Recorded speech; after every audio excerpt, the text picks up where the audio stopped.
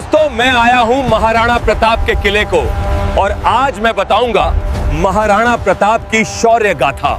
तो वीडियो को पूरा देखें और चैनल को सब्सक्राइब कर लीजिए।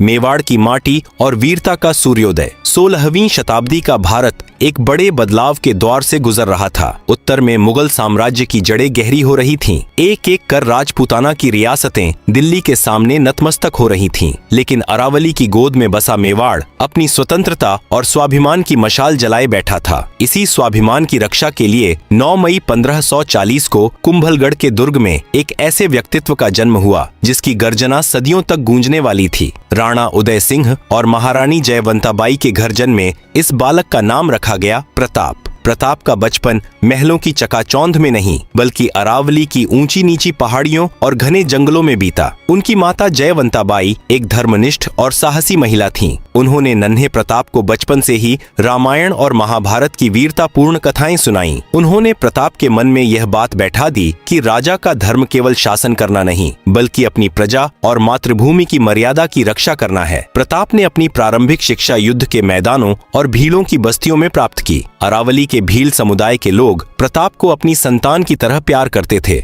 और उन्हें स्थानीय भाषा में कीका कहकर पुकारते थे। भीलों के साथ रहते हुए प्रताप ने सीखा कि दुर्गम पहाड़ों में कैसे लड़ा जाता है, कैसे गुप्त रास्तों का इस्तेमाल किया जाता है और कैसे कम संसाधनों में भी शत्रुओं के छक्के छुड़ाए जा सकते हैं। यही वह समय था जब प्रताप ने अपनी वह सैन्य शक्ति तैयार की जो आगे चलकर मुगलों के खिलाफ उनकी सबसे बड़ी ताकत बनी। प्रताप का भील साथियों के साथ यह अटूट रिश्ता जाति पाति से ऊपर उठकर राष्ट्रभक्ति की मिसाल बन गया। 1567 का वह वर्ष मेवाड़ के इतिहास में काला अध्याय बनकर आया। मुगल सम्राट अकबर की नजरें मेवाड़ के गौरव चित्तौड़गढ़ पर टिकी थीं। अकबर जानता था कि दिल्ली से गुजरात और मालवा तक के व्यापारिक मार्ग मेवाड़ के रास्ते से ही गुजरते हैं और जब तक मेवाड़ आजाद है उसका सपना अधूरा है। अकबर ने एक विशाल सेना के साथ चित्तौड़गढ़ को घेर लिया। राणा उदय सिंह ने मंत्रियों की सलाह पर किले की रक्षा का भार जयमल राठौड़ और पत्ता सिसोदिया जैसे वीरों को सौंपा और खुद अरावली की पहाड़ियों में चले गए ताकि मेवाड़ की शक्ति को संगठित रखा जा सके। उस युद्ध में चित्तौड़ ने वह भयावह मंजर देखा जो इतिहास कभी नहीं भुला सकता। जयमल और पत्ता ने अंतिम सांस तक लोहा लिया लेकिन अंततः विजय मुगलों की हुई। किले के भीतर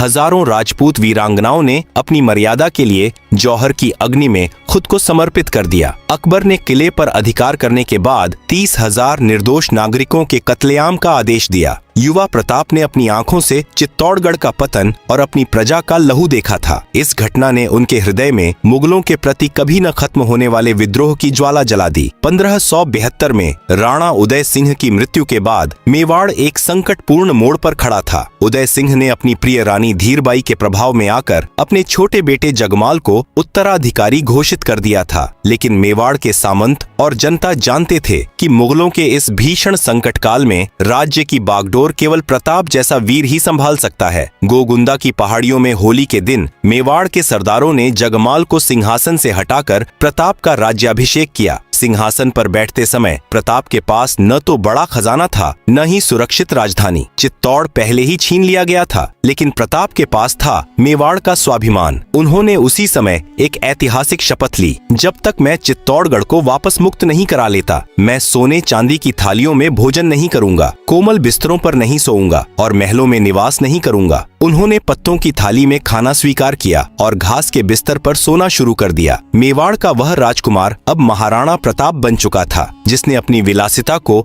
मातृभूमि की स्वतंत्रता के लिए त्याग दिया था। अब प्रताप के सामने एक तरफ अकबर की विशाल कूटनीतिक चालें थीं और दूसरी तरफ अपनी बिखर चुकी सेना को एकजुट करने की चुनौती। महाराणा प्रताप के सिंहासन पर बैठने के बाद दिल्ली के सम्राट अकबर के लिए मेवाड़ मात्र एक राज्य नहीं बल्कि एक चुनौती बन गया था। अकबर की नीति स्पष्ट थी, साम दाम दंड भेद। वह युद्ध से बचना चाहता था क्योंकि उसे पता था कि राजपूतों से लड़ना मुगल खजाने और सेना के लिए भारी पड़ सकता है। अकबर ने कूटनीति का सहारा लिया और 1572 से 1576 के बीच एक के बाद एक 4 राजदूत मेवाड़ भेजे। सबसे पहले जलाल खां कोरची गया, फिर आमेर के राजा मानसिंह, उसके बाद राजा भगवंत दास और अंत में राजा टोडरमल। अकबर का प्रस्ताव सीधा था, प्रताप मुगल अधीनता स्वीकार कर लें। बदले में उन्हें पूरा सम्मान और आधा हिंदुस्तान दिया जाएगा। लेकिन प्रताप के लिए स्वतंत्रता सौदेबाजी की वस्तु नहीं थी। उन्होंने हर बार एक ही जवाब दिया, मेवाड़ कभी तुर्कों के सामने नहीं झुकेगा। इतिहास की सबसे चर्चित घटनाओं में से एक तब घटी जब कुंवर मानसिंह दूसरी कूटनीतिक यात्रा पर उदयपुर पहुंचे। महाराणा प्रताप ने उनके स्वागत में उदय सागर झील के पाल पर एक शाही भोज का आयोजन किया। लेकिन जब भोजन का समय आया तो महाराणा खुद वहां मौजूद नहीं थे। उन्होंने अपने पुत्र कुंवर अमर सिंह को मानसिंह की सेवा में भेज दिया। मानसिंह ने हैरान होकर पूछा, महाराणा कहाँ हैं? मैं उनके बिना भोजन शुरू नहीं करूंगा। अमर सिंह ने विनम्रता से उत्तर दिया, महाराणा के सिर में दर्द है, इसलिए वह नहीं आ सके। मानसिंह चतुर थे, वह समझ गए कि यह सिर दर्द शारीरिक नहीं बल्कि कूटनीतिक है। महाराणा उस राजपूत राजा के साथ बैठकर भोजन नहीं करना चाहते थे जिसने अपनी बेटियों का विवाह मुगलों से करके अपनी मर्यादा बेच दी थी। मानसिंह आग बबूला हो गए और बोले, मैं यह सिर दर्द समझता हूँ। कह देना महाराणा से कि अब अगली मुलाकात युद्ध के मैदान में होगी और मैं ही उनके सिर दर्द की दवा लाऊंगा। जाते जाते उन्होंने व्यंग्य किया तो पीछे से मेवाड़ी सरदारों ने गर्जना की, अगली बार आओ तो अपने फूफा अकबर को भी साथ लाना। कहा जाता है कि मानसिंह के जाने के बाद महाराणा ने उस स्थान को गंगा जल से धुलवाया ताकि वह अपवित्रता मिट सके। इस घटना ने अकबर के स्वाभिमान को गहरी चोट पहुंचाई और युद्ध का नगाड़ा बज गया। अकबर ने मानसिंह और आसफ खान के नेतृत्व में करीब 80,000 की विशाल सेना मेवाड़ की ओर रवाना की। मुगलों के पास तोपखाना था, उन्नत बंदूकें थीं और हाथियों की एक बड़ी फौज थी। इसके विपरीत महाराणा प्रताप के पास मात्र 20,000 सैनिक थे, जिनमें राजपूतों के साथ साथ उनके वफादार भील योद्धा भी शामिल थे।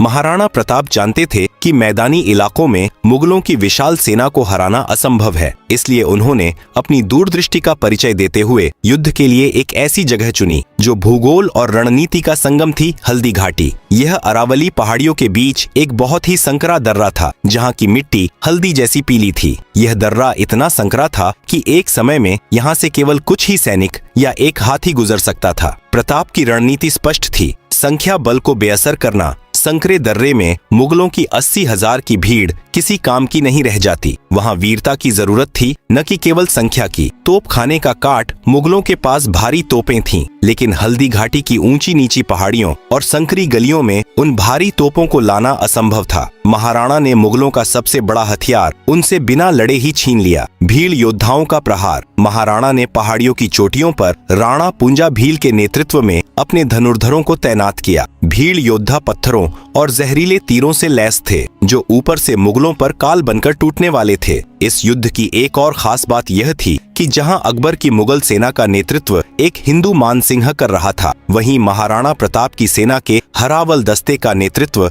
एक मुस्लिम पठान हकीम खां सूरी कर रहा था। हकीम खां सूरी शेरशाह सूरी के वंशज थे और मुगलों के कट्टर दुश्मन थे। उन्होंने अपनी आखिरी सांस तक महाराणा का साथ निभाने का वादा किया था। महाराणा की सेना में कृष्णदास चूंडावर, रामदास राठौड़ और ग्वालियर के राजा रामशाह तोमर जैसे दिग्गज भी अपने बेटों के साथ मातृभूमि की रक्षा के लिए खड़े थे। महाराणा प्रताप खुद भी युद्ध के लिए तैयार थे। 7 फीट 5 इंच की कदकाठी, 80 किलो का भाला, 208 किलो का वजन, कवच और शस्त्रों सहित लेकर जब वह अपने प्रिय घोड़े चेतक पर सवार हुए तो साक्षात महाकाल का रूप लग रहे थे। 18 जून 1576 की सुबह अरावली की शांत वादियों में युद्ध का बिगुल बजने वाला था। एक तरफ साम्राज्य का विस्तार करने वाला जुनून था तो दूसरी तरफ अपनी माटी को किसी भी कीमत पर आजाद रखने का संकल्प। 18 जून 1576 की सुबह जब सूरज की पहली किरणें हल्दी घाटी के दर्रे पर पड़ीं तो अरावली की शांत वादियां हर हर महादेव और अल्लाहू अकबर के नारों से गूंज उठीं।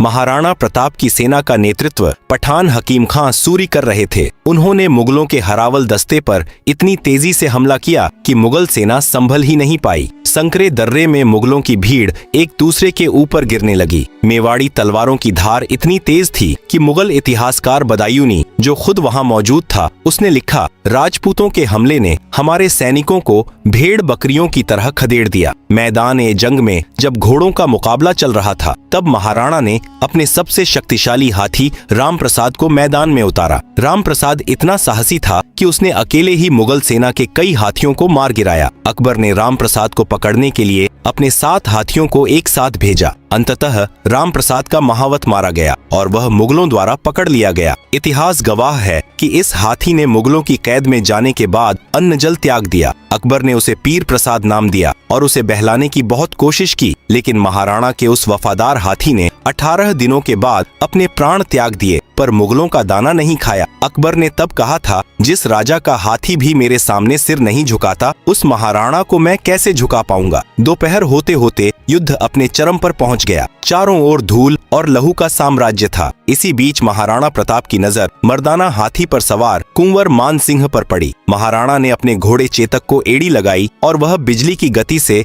मुगल सेना की पंक्तियों को चीरते हुए सीधे मान सिंह के हाथी के सामने पहुंच गया। यहाँ वह चमत्कार हुआ जो विश्व के युद्ध इतिहास में विरल है। चेतक ने अपने पिछले पैरों पर खड़े होकर अपने अगले दोनों पैर मान सिंह के हाथी के मस्तक पर टिका दिए। महाराणा प्रताप ने अपनी पूरी शक्ति से 80 किलो का भाला मान सिंह की ओर फेंका। मान सिंह फुर्ती से हाथी के हौदे में छिप गया। भाला हाथी के महावत को चीरता हुआ निकल गया। इसी अफरा तफरी में मान सिंह के हाथी की सूंड में बंधी जहरीली तलवार से चेतक का एक पिछला पैर बुरी तरह कट गया। महाराणा प्रताप अब मुगल सेना के बीचों बीच घिर चुके थे। चेतक जख्मी था और हजारों मुगल सैनिक महाराणा को खत्म करने के लिए उनकी ओर लपक रहे थे। मेवाड़ का सूर्य अस्त होता देख बड़ी सादड़ी के झाला मान सिंह तुरंत महाराणा के पास पहुँचे। उन्होंने देखा कि महाराणा का बचना मेवाड़ के लिए जरूरी है। झाला मान सिंह ने महाराणा से कहा, हुकुम आप तुरंत रणक्षेत्र छोड़ दें, मेवाड़ को आपकी जरूरत है। आपके सिर का राजकीय छत्र मुझे दे दें। महाराणा पहले तो तैयार नहीं हुए, लेकिन मेवाड़ की रक्षा के लिए उन्हें भारी मन से पीछे हटना पड़ा। झाला मान सिंह ने राजकीय छत्र अपने सिर पर रख लिया और मुगलों की ओर गरजे। मुगल सेना को लगा कि यही महाराणा प्रताप हैं। पूरी मुगल फौज झाला पर टूट पड़ी। उन्होंने हजारों मुगलों को मौत के घाट उतारने के बाद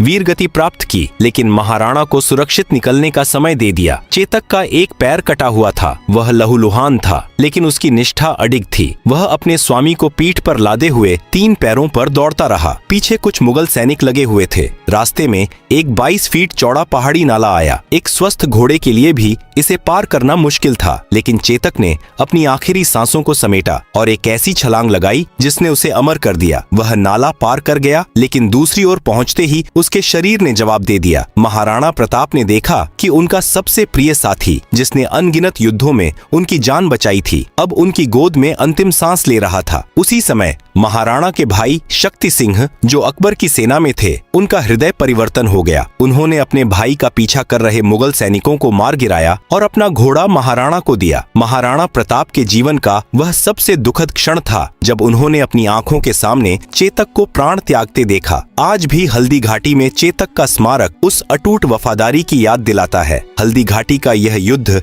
न तो अकबर जीत पाया और न महाराणा हारे। अकबर का लक्ष्य महाराणा को पकड़ना या मारना था, जिसमें वह पूरी तरह विफल रहा। दर्रे से निकलकर महाराणा ने अब मुगलों के खिलाफ एक ऐसा युद्ध शुरू किया जिसने दिल्ली की सल्तनत को हिलाकर रख दिया। हल्दी घाटी का युद्ध समाप्त नहीं, बल्कि एक लंबे संघर्ष की शुरुआत थी। भले ही मुगल सेना ने गोगुंदा और कुछ किलों पर कब्जा कर लिया था, लेकिन वे महाराणा प्रताप के हौसलों को नहीं कैद कर सके। महाराणा ने अपनी राजधानी पहाड़ों के बीच चवंड को बनाया और मुगलों के खिलाफ छापामार युद्ध छेड़ दिया। वे अरावली की पहाड़ियों में एक अदृश्य शक्ति बन गए थे। कभी रात के अंधेरे में मुगल चौकियों पर हमला करते, तो कभी उनकी रसद सामग्री लूट लेते। मुगलों के लिए अब मेवाड़ के जंगलों में कदम रखना भी मौत को दावत देने जैसा था। पहाड़ों में जीवन बहुत कठिन था। महाराणा प्रताप अपनी पत्नी और बच्चों के साथ दर दर भटक रहे थे। महलों में रहने वाले राजकुमार अब नंगे पैर पत्थरीले रास्तों पर चल रहे थे। इतिहास में एक मर्मस्पर्शी प्रसंग आता है कि एक बार महाराणा का परिवार कई दिनों से भूखा था। घास के बीजों से रोटियां बनाई गईं, लेकिन जैसे ही उनकी बेटी खाने लगी, एक जंगली बिलाव रोटी छीनकर भाग गया। अपनी संतान की भूख और पीड़ा देख एक पल के लिए महाराणा का मन विचलित हुआ। कहा जाता है कि उस समय बीकानेर के कवि पृथ्वीराज राठौड़ ने एक पत्र लिखकर महाराणा के भीतर की सोई हुई ज्वाला को फिर से जगा दिया। महाराणा ने फिर गर्जना की, मैं घास की रोटी खा लूंगा, लेकिन इस मिट्टी की मर्यादा कभी नहीं बेचूंगा। संघर्ष लंबा था और सेना को संगठित करने के लिए धन की भारी कमी थी। महाराणा प्रताप चित्तौड़ को मुक्त कराने के लिए व्याकुल थे, लेकिन खजाना खाली था। इसी कठिन समय में मेवाड़ के प्रधानमंत्री भामाशाह उनके पास पहुंचे। भामाशाह ने अपनी और अपने पूर्वजों की पूरी उम्र की कमाई महाराणा के चरणों में रख दी। यह राशि इतनी विशाल थी